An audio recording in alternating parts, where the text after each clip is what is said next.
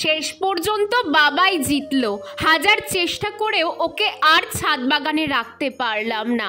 ওর সাথে সাথে এই ফুল গাছটাও চলে যাবে।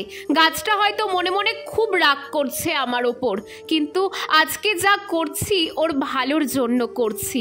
তোমাদের সেই রাজকুল গাছটার কথা মনে আছে, যেটা ছাদের টিনের ড্রামে লাগিয়েছিলাম? এবার শীতে গাছটাতে প্রচুর ফুল এসেছিল, কিন্তু মাত্র দুটো একটা কুল ধরেছে, সব ফুল ঝরে গেছে। এখন আবার অনেক রোগ পোকাও বাসা বেঁধেছে গাছটাতে।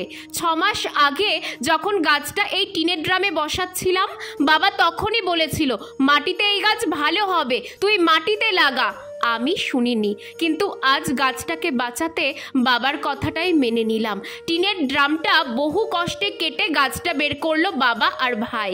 জমিতে যেই কাকু কাজ করে আমাদের, সেই কাকুই সুন্দর করে সার মাটি বানিয়ে বাগানে গাছটা বসিয়ে দিল।